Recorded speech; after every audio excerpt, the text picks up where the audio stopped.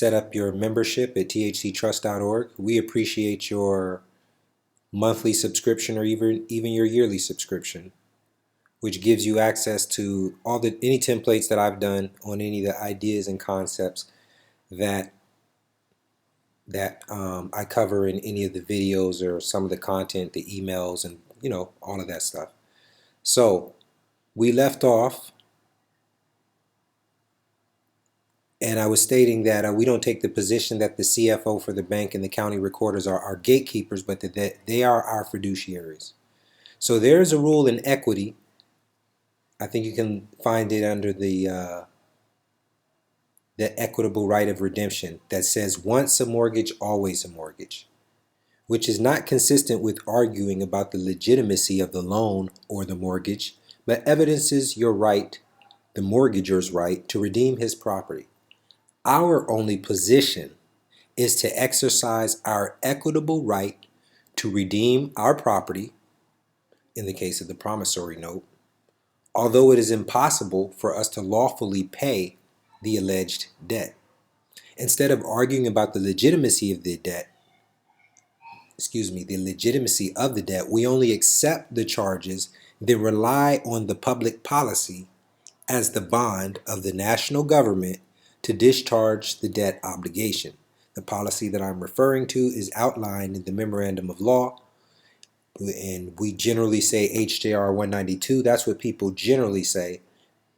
I shouldn't, I don't think it's good that you should just generally say HJR 192. I think we should all familiarize ourselves with the banking policy under the emergency, the reorganization, whatever you want to call it, how Federal Reserve notes are created, credit, debit, and really innately understand at least why there is an inability to pay for things. But this is why we have the Memorandum of Law. Now this Memorandum of Law, I'm going to click it right here. This is the Memorandum of Law that I put together, and I ask that when you look at it, if you have access to this and you're a member, if there's something that you know of that you think should be in here that we haven't covered and we haven't placed in here, then I ask you to put it in here. Why? Because these things that you see in here, right? Emergency Banking and Relief Act, the congressional record of March 9th, 1933, where they're talking about the reorganization and the new money, the executive orders of the presidents, these are laying out the present monetary system, showing why there's an inability to pay as we know it. And it's starting at the very beginning. Article 1, Section 10, Clause 1, no state shall basically make anything but gold and silver coin a tender in payment of debt. So we're showing the Constitution, the deviation for the Constitution that sets up this whole remedy. And it's interesting to note that these acts of Congress are dealing with national emergencies and wartime, which Congress pretty much makes no distinction between the two of them. So I'm basically saying these things that have been passed and modified in amendment are still a part of the national policy of the government, if you will. And I keep using the term national for a reason, and I'm going to share with you some things that I discovered. But let's look at some of these real quick. Executive Order 6102 is an executive order signed April 5th, 1933 by President Roosevelt forbidding the hoarding of gold, coin, bullion, etc. Connecticut Constitution. When you go through this, look through your state constitution. You could put different parts of your state constitution. If you're not using this, you might want to take this out of here and put things in your state constitution that applies, right? But most of these are acts of Congress, parts of the United States Constitution, and things that are going to generally apply across the board. Actually, they're all supposed to be. So this Connecticut thing wouldn't even really be in here unless you were from Connecticut. But obligation or other security of the United States includes all bonds, certificates of indebtedness, national bank currency, Federal Reserve notes, banknotes, coupons, United States notes, treasury notes, gold certificates, silver certificates, etc., etc. There's a lot of really good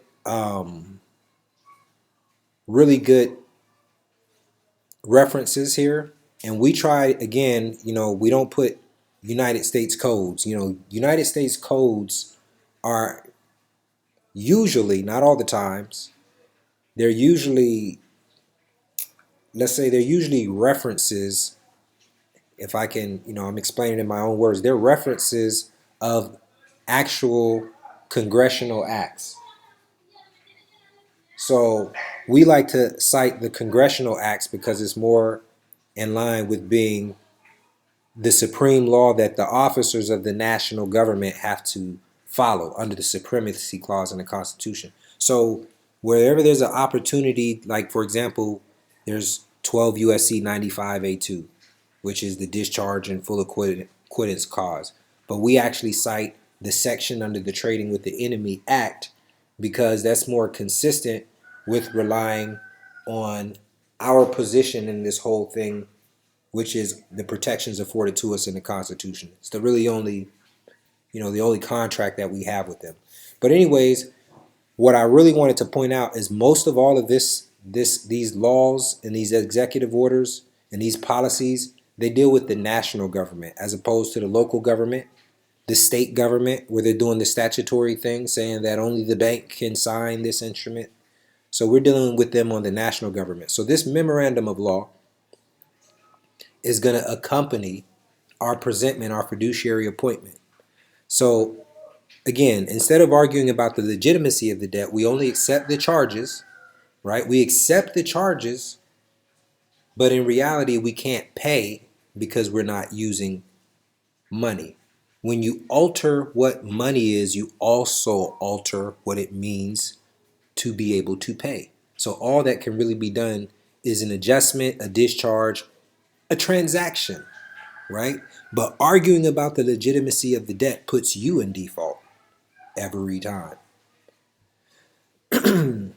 So we only accept the charges, then rely on the public policy as the bond of the national government to discharge the debt obligation.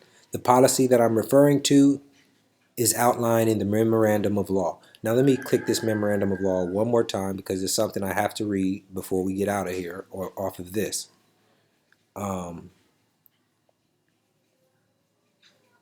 This is one thing. Let's read it while we're here.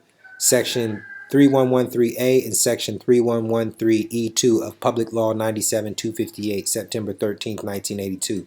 If the gift or transfer to the government is subject to a gift or inheritance tax, the Treasury shall pay the tax out of the proceeds of redemption. Secretary shall redeem a direct obligation of the government when given to the government to reduce the public debt. So I brought that up because you'll see in the fiduciary appointment and authorization contract that the purposes of the presentment and in part is to reduce the public debt of the United States. I'm not for profit in any of this, right? In commerce, it seems to appear that all profits are false profits anyway. So we're not for profit. Any proceeds are to reduce any proceeds after you adjust the books or balance the books is to reduce the public debt, right? Because we have this national emergency going on. So these are just some of the things I pointed out, but that's not what I was looking for. Oh, here's something else though. The faith of the United States government is pledged to pay in legal tender principal and interest on the obligations of the government. Now, it's interesting, obligations of the government. We seen up here, check this out, 73rd Congress, Session 1, Congressional Record, March 9th, 1933, HR 1491. Under the new law, the money issued to the banks, under the new law, the money is issued to the banks in return for government obligations, bills of exchange, drafts, notes, trade acceptance, and bankers' acceptances. The money will be worth 100 cents on the dollar because it is backed by the credit of the nation. It will represent a mortgage on all the homes and other property of the people of the nation. There's already a mortgage on your home. Is the mortgage debt and obligation of the United States? Obligation or other security, like a security deed of the United States, includes all bonds, certificates of indebtedness, national bank currency, Federal Reserve notes, Federal Reserve bank notes, coupons, United States notes, treasury notes, gold certificates, silver certificates, fractional notes, certificates of deposits, bills, checks, or drafts for money drawn by or upon authorized officers of the United States, stamps and other representatives of value of whatever denomination issued under any act of Congress, and canceled united stamps. Anyway, and the last thing that I'm going to read, and then we're going to get back to the scheduled program at hand, is Section 5B2 and Section E of the Trading with the Enemy Act of October 6, 1970. Any payment, conveyance, transfer, assignment, or delivery of property or interest therein made to or for the account of the United States, or as otherwise directed pursuant to this section, or any rule, regulation, instruction, or direction issued hereunder, shall to the extent thereof be a full acquittance and discharge for all purposes of the obligation. And, these are just some of the laws that we rely upon to support this transaction of discharging the debt and adjusting the ledger. But again, I wanted to point out all these laws deal with the national emergency, and that the recording officers, I've learned, are a part of not the federal government, maybe your local government, but also the national government, which is why they take the oath to support and defend the Constitution of the United States. They're under the national government, and this, I believe very strongly, based off of a lot of research, but not one specific thing, that this is really the only purpose for their surety bond. The surety bond, there's insurance policies and all these other things that interplay, but the specific surety bonds are usually connected to one's duties and obligations under the national government, which I believe is one of the places where we have the most authority to enforce our rights, specifically the right to discharge a debt due to our inability to pay. The United States must honor its obligations. So, all right, so let's, so I was stating that the county recorders are under the national government, and when you read the emergency banking acts that we read, they apply to national banks, right? The banks, the lenders that we are dealing with, all that I'm aware of, they call themselves national associations. What is the one? U.S. Bank National Association, just for example. So all of these people are dealing with the financial system that we have in place based off of the national emergency that hasn't restored us back to the constitutional money, per se. So this is about, working for a debt that you can never pay, or discharging, right? Fulfilling the obligations of the deed by discharging the obligation to pay, getting that adjustment in there. So that's what we want to present according to our paperwork. We want to present to the CFO of the National Banking Association under this national emergency, or the recording officer who's a part of the national government. We want to present them with this transaction and rely upon them as our fiduciary to carry out the transaction in accordance with the contract. In simple terms, this demonstration This idea, let me correct that, it's an idea. These concepts result in a discharge of the mortgage obligation or a refusal, which in such case results in a claim of the offender's surety bond for breaching the trust or the national policy. These terms are spelled out in the presentments, or what I like to call the fiduciary appointment and authorization contract. There may be two or more offenders under this demonstration. The first is who? The CFO of the national bank, right?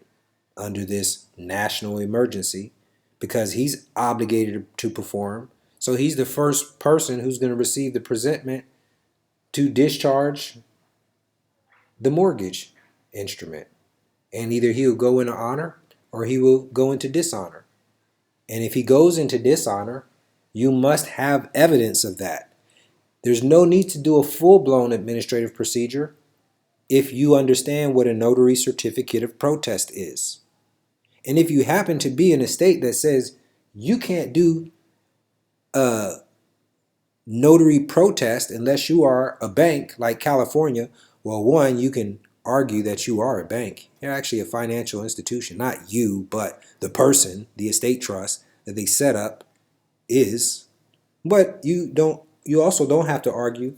I realize that the majority of the officers of the national banks, they don't live in the states that say you can't do a notary protest. Usually they not live, but their residents or their registered agents are in states that do allow for notary protests. But the whole thing why I'm talking about a notary protest is because according to the Uniform Commercial Code, right?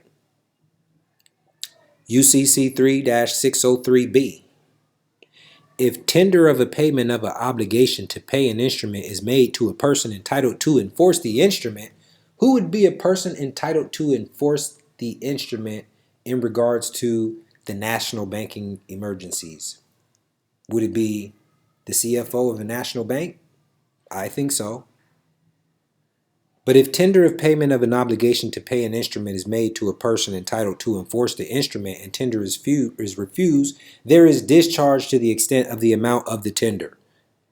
The protest that I spoke of earlier, I'm not talking about your standard administrative procedure and your notary default and dishonor process. A protest is different.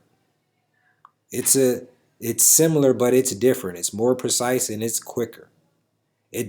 A protest can really be made on a notary with a notary's sufficient knowledge alone. You don't even have to do presentments. If the notary was able to take in sufficient knowledge to know that the instrument was dishonored, the notary can do a protest. But you have to read about the protest under the commercial code of whatever state you're going to be doing this in. And then you have the UCC, which I'm referencing now. The protest is proof that the said payment was rejected, and according to UCC 3-603B, which we just read, the rejection results in discharge to the amount of the tender. So this, right? So we're talking about payment, and rejection of payment equals discharge to the amount of the tender.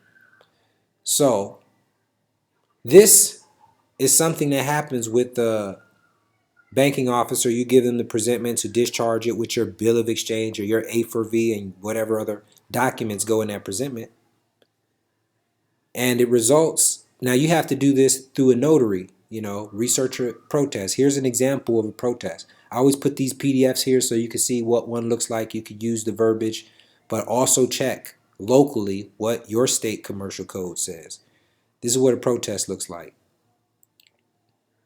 This is the cover letter. Dear Mr. Johnson, I've been contacted by John Doe, trustee for ABC Trust hereinafter principal from outside the United States, for the purposes of presenting the enclosed instruments and claims under notary seal. Right? If you don't know if you're not familiar with this, go to administrative procedure. That's under the very first menu of thctrust.org. I'll go back and show you where it is. because I'm not going to go through a whole presentment, but that explains how to use this if you don't know about presentments. But this is a certificate of dishonor and a certificate of protest. Because if you look up UCC section 3-505, it's going to talk about evidence of dishonor. So what I'm trying to show you is in this first ordeal with the CFO of the bank, who's a part of the national government, you're presenting him with these laws about the national government that says you're entitled to a discharge and full acquittance, etc. Right?